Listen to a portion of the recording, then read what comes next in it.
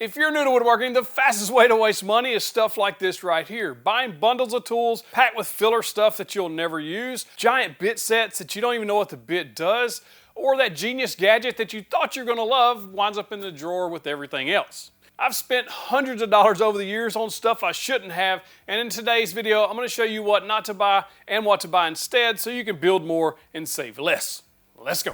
Oh, and you'll want to stick around to number one because it's the biggest waste of time and money. If you'd like to check out any of these tools today, I've made it as easy as I can for you to find them. Link in the description, the pinned comment, the view products button here on YouTube, as well as that QR code for my TV viewers because I know that's a growing audience. So let's do this. So why do beginners overspend on their tools? Well, there's three major money traps that a lot of people don't know about, especially when you're starting out, that you kind of figure out along the way, and I'm going to share those with you in today's video. But mainly it's going to be bundle fillers, gimmicks, and consumables that you shouldn't be buying. In other words, bits, blades, sandpaper, that sort of stuff. So in today's video, I'm going to show you 12 of the biggest money wasters and what to buy instead, based on my experience. All right, we're going to count these down backwards. Number 12 all the way to number 1, which is the biggest waste of time and money. First, or number 12 rather, is organization mania. I know a lot of times you see shops that are very organized. I have some organization. I also have a bunch of drawers full of junk. Now you want your stuff to be organized, but the trap that a lot of beginners fall into is they try to buy a bunch of organizational stuff before they ever even need it. In other words, they don't even have the tools yet, or they don't even have the fasteners, screws, things like that to put into those organizers, so it's really a waste of money in most cases. Start off with something like this. This is a tough case from DeWalt. It's less than $10. Great for storing bits, a few screws, things like that. Start small and work your way up as you need it. Or if maybe you're thinking, I like Milwaukee Packout, I'd like to get into that stuff, buy one Packout. Those are modular, so you can add to those as time goes on and you have the budget. I like Milwaukee Packout, but for budget's sake, stuff like this is very hard to beat for under $10. Cobalt makes a very good one as well that's very inexpensive. I would really steer you to start with those types because you're going to save some money and you're not going to overspend on organizations starting out. Number 11, the next trap I see a lot of people fall into, and I actually get a bunch of messages about this that I should try this or that, and we're talking about different tool brands using the same battery. You can buy adapters on Amazon, Temu, and some other places that'll let you use like a DeWalt battery on, say, hey, Ryobi, or vice versa. I don't recommend that. I just don't, because the manufacturers did not make those tools to work with those adapters, and so it could potentially fry your tools or damage your tools in some way, or even your batteries. I just would steer clear of that. It's just not worth the risk, especially with as much money as we're paying to get cordless tools and batteries and things like that in the shop. I just steer clear of that. I recommend it for me anyway. Number 10, I've fallen for this more times than I can count, and that's jigs and tools that you're only going to use once and they're going to sit in the drawer for the rest of your life for the most part, and you're going to just be moving them out of the way constantly. Yes, there are specific times and places you're going to need certain things in woodworking, like cove cutting jigs or even cross-cut sleds or miter gauges and all kinds of stuff that will absolutely be useful later on.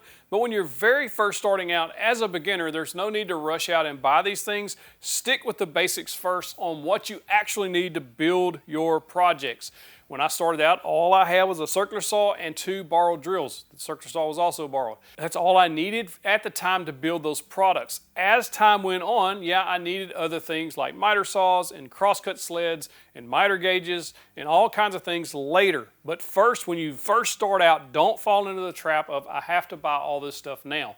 It can wait most of the time. So be very, very strategic on the tools you buy so you don't waste the money. I am as guilty as anybody of buying those things, and I'm sure some of you are too. Let me know in the comments if you've fallen for that as well, and what you regret buying. Number 9, this is a big one. It's a little controversial, could be, but that is buying inaccurate and poor quality tools, hand tools, specifically measuring and layout tools. So squares, tape measures, that sort of thing. When you buy poorly made layout and measuring tools, it can throw your project off, and you won't really understand what's going on for a while until you figure out those squares really aren't square and everything's kind of wobbling. I've been there. You may have too. That's why you want to stick with some that won't break the bank, but will also provide extremely good accuracy for you. There are a lot of stuff at Harbor Freight that I absolutely love. Measuring devices are not one. I put 2 rulers side by side. They are absolutely off at 36 inches. I just don't recommend them. I like to buy good quality tools that won't break the bank. The Swanson Speed Square. It's been around forever. It's one of the most iconic tools on the earth as far as I'm concerned. I've had one since 1995. It is just a really good, well-made tool. Square, you can do a bunch with them. There's also machinist squares. These are absolutely dead accurate, 90 degrees, and you can use them in woodworking. These are perfect and really well priced for what you're getting, especially with this accuracy. I love Woodpecker's tools. They're great, but they're also very, very expensive. For instance, this Woodpecker 642 is just as accurate as this machinist square. They're perfectly dead square as far as woodworking is concerned.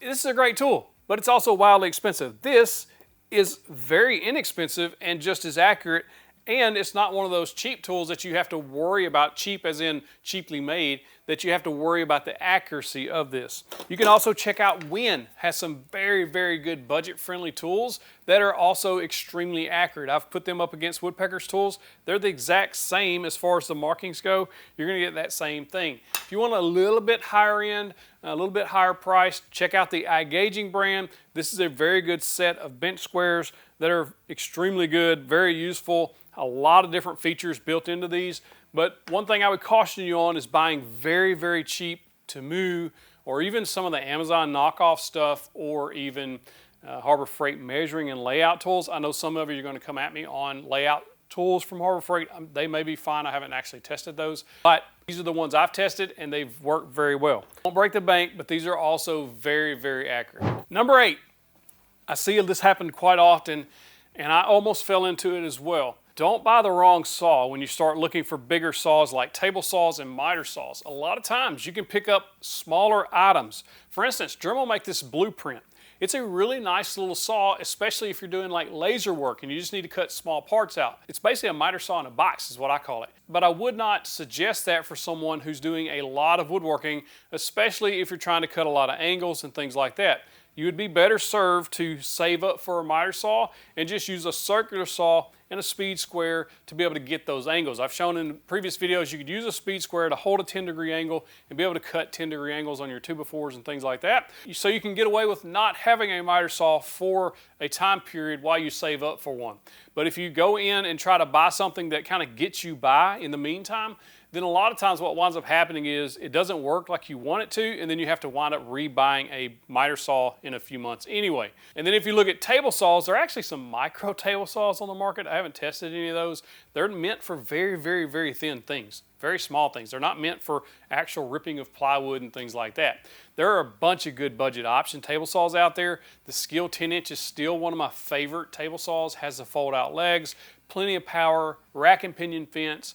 I also like the DeWalt 8 1/4 saw. I love that saw actually. I've kept it around, I still have it. It's a really nice table saw for the price. Or if you want one with a few more features, you can check out Evolution, although they've went up in price about $75 since I actually reviewed that. So it's starting to get into that price range where I'm not real sure at $475 there's not better budget options out there. Yeah, it's nice, it works really well, but that price is creeping up there. Then Harbor Freight Hercules table saw, fantastic table saw, 10-inch, rack and pinion fence, does a really good job. Those are my budget picks for table saws. But if you're looking to try to save some money and you don't have a table saw yet, you can do what I did for years and use a circular saw and a straight edge, or a circular saw and the Craig Rip cut to get those accurate cuts. And then there's other options out there as well, like the Mousecraft track saw guide that basically turns any circular saw into a track saw so you can break down plywood and things like that a lot easier than trying to eyeball straight, because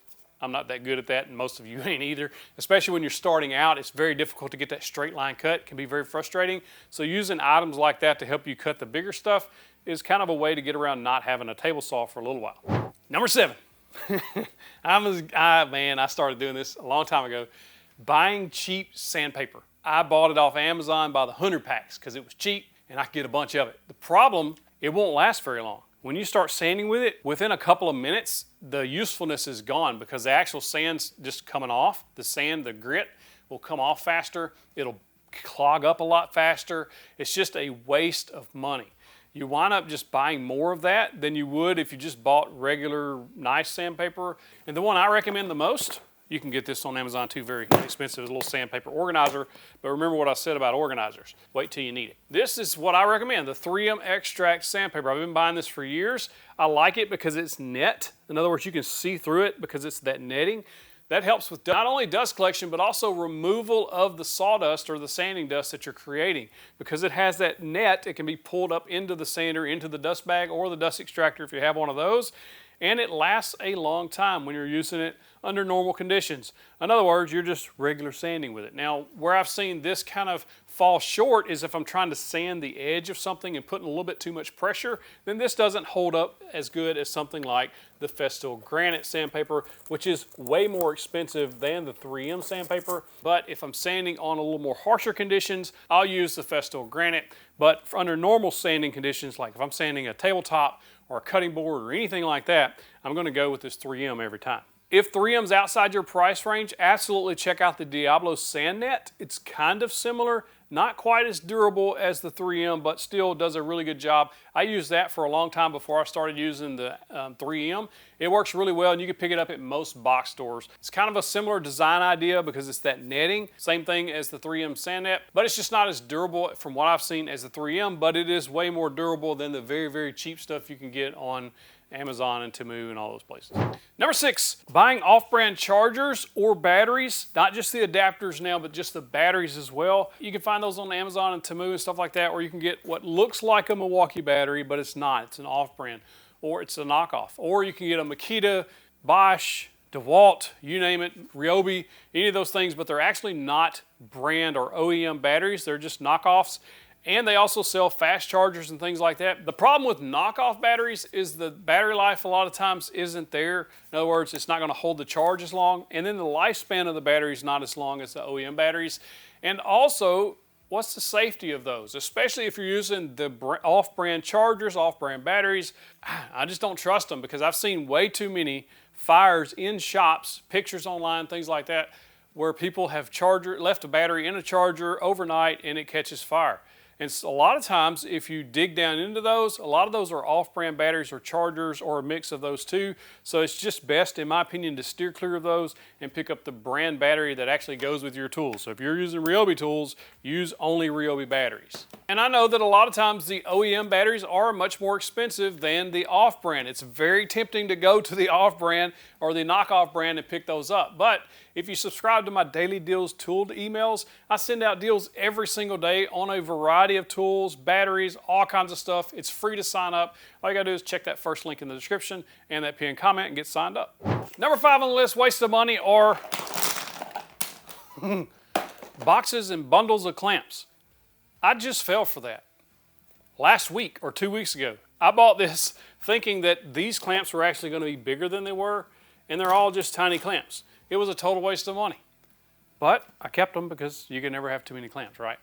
But as beginners, you don't want to waste money on that stuff. When I started out, I didn't have enough money I was so broke, I couldn't even pay attention. Like 4 months behind on our mortgage. Like it was bad, bad, bad.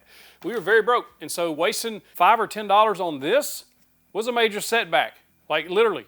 So I don't want you to waste money on stuff you don't need like those. Now there are other options, and I do like squeeze clamps. I have several and I use them fairly regularly in the shop. But when I first started out as a beginner, I had 2 clamps.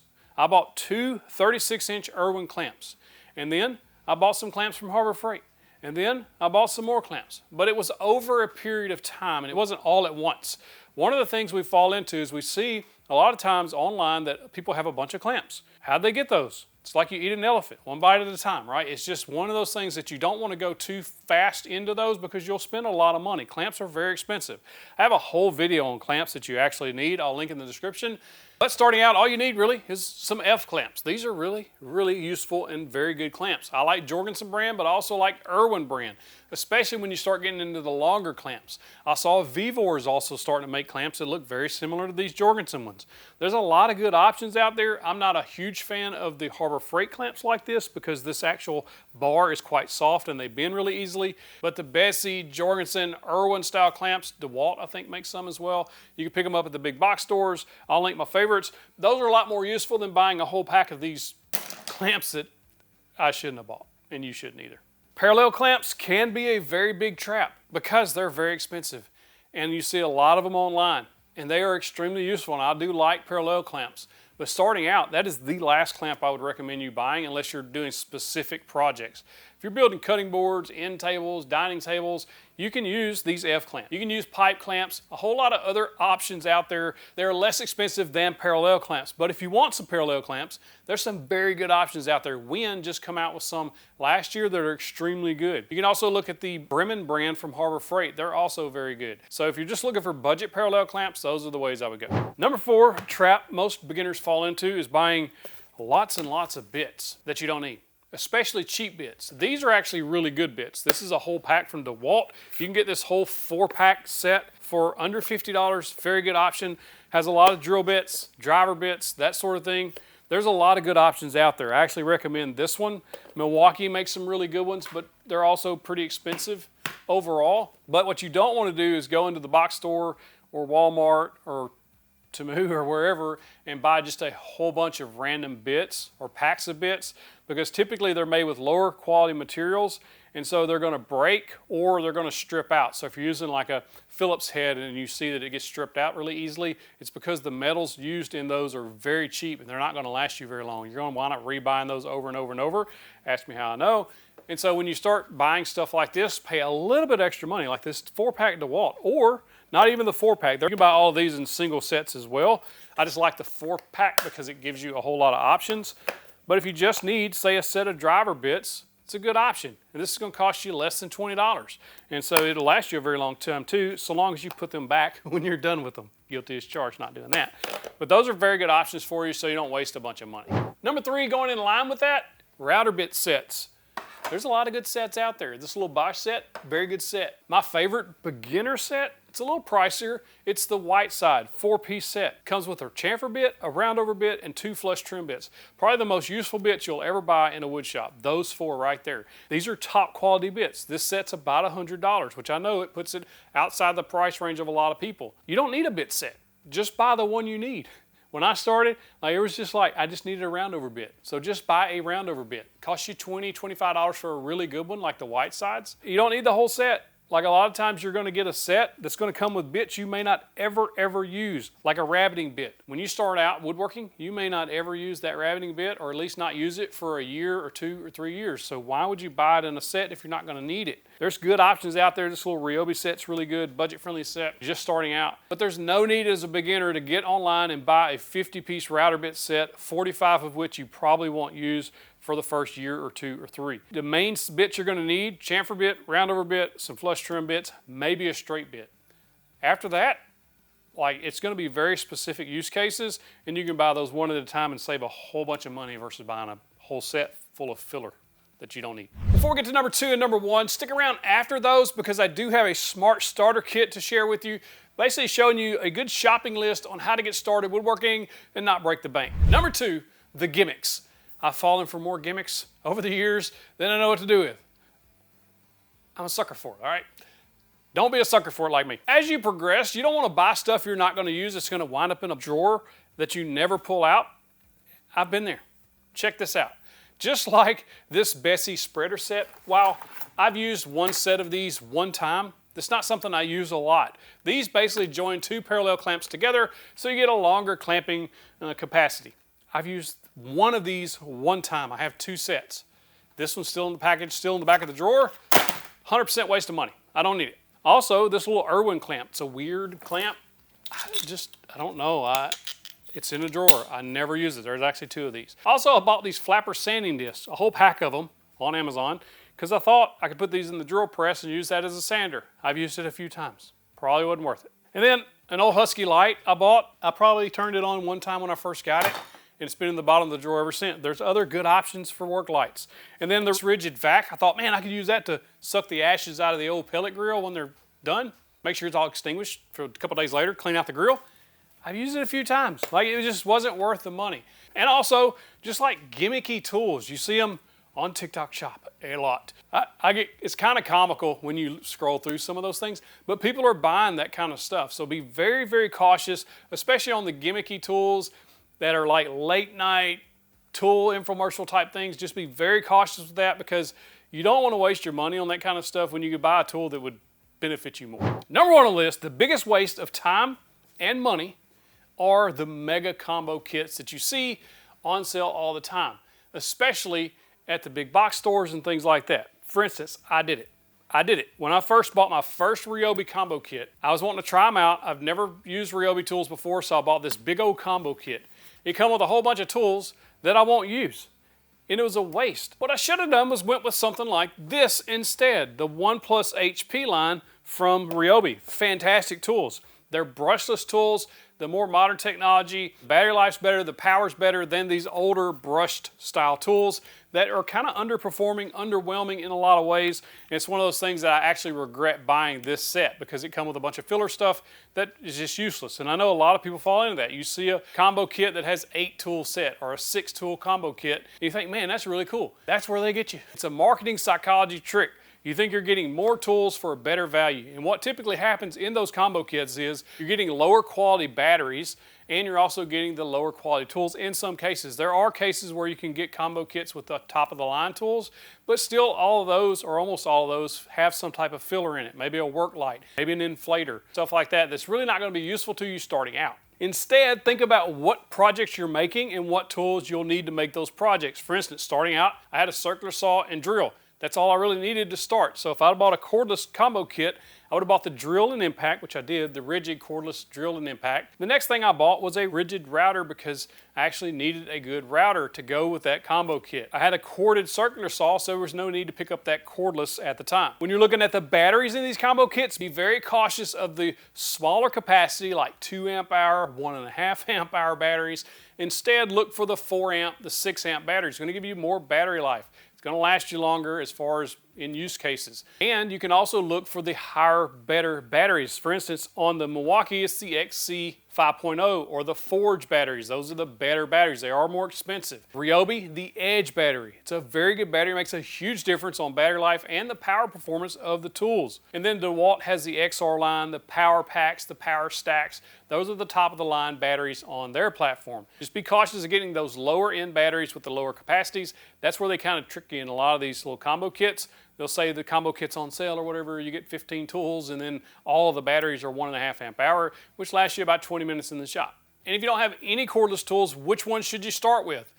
What color do you like? In today's modern age, most cordless tools are perfectly fine if you're looking at the major brands. I like Ryobi. Stick with the 1+ HP line of tools. Fantastic tools. DeWalt has great tools if you look at the Atomic or XR lines, which I would steer you to.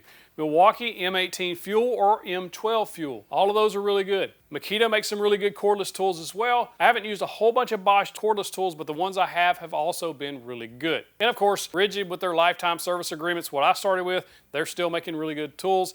If I'm looking for what cordless tool platform would I start with if I was starting over, way back in 2017, I would probably go with the Ryobi HP line because of how many tools are actually available in that lineup. There's tons and tons of tools. Or I would probably look at Milwaukee. One of those two are the ones I would probably choose today if I had to start over. And the reason is, if you look at all the tools that are available, what tools do you think you're going to need moving forward? So if you're starting to build projects, you can kind of start getting an idea of kind of what type of tools you're going to need. Maybe it's a track saw you're going to want down the line. Who has a better track saw, Ryobi or Milwaukee? It's Milwaukee. Or if you're looking for who has a better cordless table saw, Ryobi or Milwaukee? It's Milwaukee. So how does that play out long term for you? So think about that when you start planning what cordless tools you want to invest in.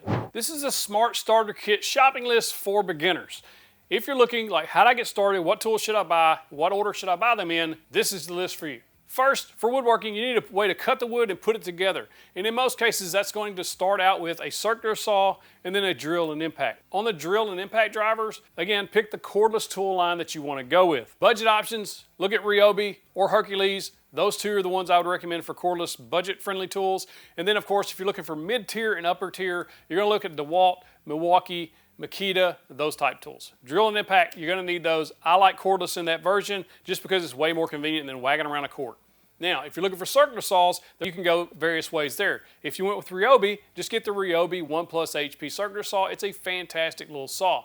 Also, Rigid makes a really good circular saw. If you're looking for a corded circular saw that won't break the bank, there's one that I reviewed several years ago actually here on the channel from Skil. That's a really good circular saw. You can pick it up on Amazon and various other places. Nice little laser line. Worked extremely well. If you're looking for the high end, look at the Skil worm drive saw. This thing is crazy nice at a very expensive price, but that's up to you on what you want to spend on your circular saw.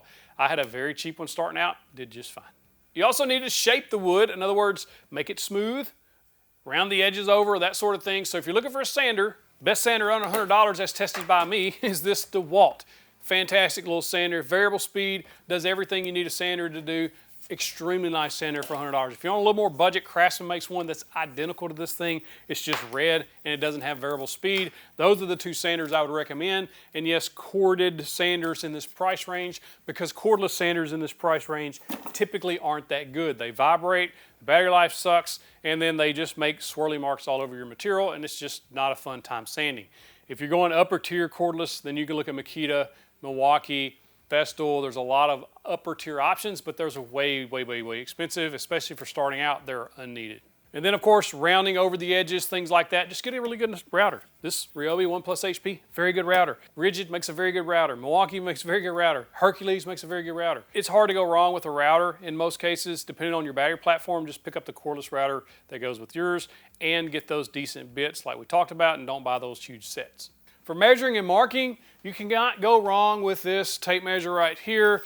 This is the Fast Cap Old Standby. They have a lefty-righty version that is extremely useful for beginners. Has the measurements marked right on there, so if you don't know what a quarter or 1/8 inch is or a 1/16, it lays it all out for you. There's been thousands and thousands of these sold because they are so useful and they're very accurate. Now you got to have a square as well. Just pick up the Swanson Speed Square. It's going to do you a world of good for a very long time. It's only like less than $10. It's one of the best squares you could buy, and it's cheap.